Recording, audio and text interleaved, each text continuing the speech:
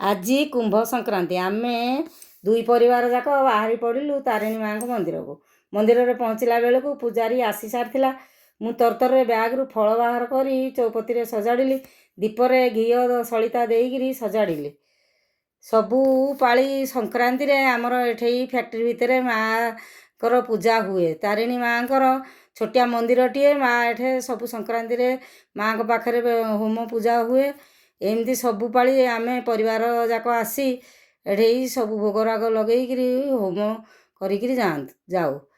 ମୁଁ ସବୁ ଫଳକୁ ଚୌପତିରେ ସଜାଡ଼ି ଦେଲି। ସବୁ କାଟିକିରି 5ଟି ଚୌପତିରେ ସଜାଡ଼ି ଦେଲି। ତାପରେ ଲଡ଼ୁ ବାହାର କରିକି ଲଡ଼ୁ ସେଥିରେ କିଛି ଦେଇଦେଲି।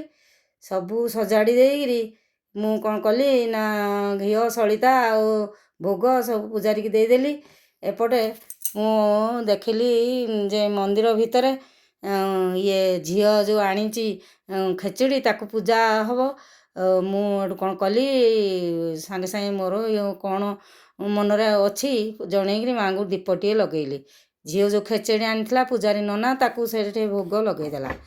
ଭୋଗ ଲଗେଇକିରି ପୂଜାରେ ସେ ବସି ପଡ଼ିଲା। ମୁଁ ମୁରୁଜ ଦେଇଥିଲି ସେ ଆଗୁଆ ପକେଇ ଦେଇକି ସଜାଡ଼ି ଦେଇକିରି ବଡ଼ ଝିଅକୁ ବସେଇକିରି ସେଠି ହୋମ ପାଖରେ ବସିଲା ବଡ଼ ଝିଅ। ସେ ପୂଜା ଆରମ୍ଭ କଲା। ସାକଲ୍ୟ ସେ ନିଆଁରେ ପକେଇଲା। ପୂଜାରୀ ନନା ତାର ପୂଜା କଲା। ବହୁତ ସମୟ ପୂଜା ହେଲା ପରେ ମୁଁ ସେଠି ବସିଥାଏ। ମୋ କାମ ସାରିଦେଇ ମୁଁ ବସିଲି।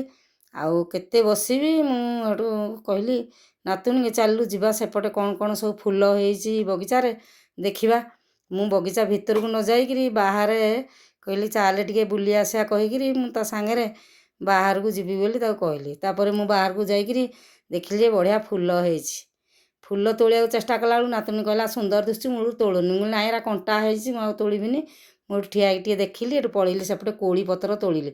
କୋଳି ପତ୍ର ତୋଳିବାର କାରଣ କୋଳି ପତ୍ର ଆଉ ଭେରସୁଙ୍ଗା ପତ୍ର ପାନପତ୍ର ତାକୁ ବାଟିକି ତା ରସ ଯଦି ମୁଣ୍ଡରେ ଲଗାଯାଏ ପ୍ରତିଦିନ ତାହେଲେ ବାଳ ଉପଡ଼ା କମିଯାଏ। ମୁଁ ଯାଇଥିଲି ସେପଟରୁ ଆସିଲା ବେଳକୁ ପୂଜା ସରିଯାଇଛି। ମୁଁ ଏଠୁ ମାଆଙ୍କ ପାଖରେ ଏଠୁ ମୁଁ କ'ଣ କଲି ନା ଦୀପଟିଏ ଲଗେଇଲି। ପୂଜାରୀ ନନା ଭିତରେ ଆଳତି କଲା। ସାନ ଝିଅ ଘଣ୍ଟ ବଜେଇକିରି ବାହାରେ ଅପେକ୍ଷା କରିଥାଏ। ଚାମର ବୁଲେଇକିରି ସେ ଆଳତି କରିକିରି ନନା ପୂଜା ସାରିଦେଲା। ଏଥର ପୂଜା ପୁରା ଶେଷ ହେଇଗଲା। ଆଉ ମାଆ ତ ସମସ୍ତଙ୍କର। ମାଆଙ୍କ ସେବା ଭାଗ୍ୟରେ ଥିଲେ ମିଳେ। ମାଆ ଆମର ହର୍ତ୍ତାକର୍ତ୍ତା ଦୈବ ବିଧାତା। ଯାହା ହେଉ ଆଜି ଦିନଟି ମାଆର ସେବାରେ ଏମିତି କଟିଗଲା। ମାଆ ଆପଣମାନଙ୍କୁ ନିଶ୍ଚିତ ଭଲରେ ରଖିଥିବେ। ଭିଡ଼ିଓଟି ନିଶ୍ଚିତ ଭଲ ଲାଗିଥିବ। ଜୟ ମା ତାରିଣୀ, ଜୟ ଶ୍ରୀରାମ।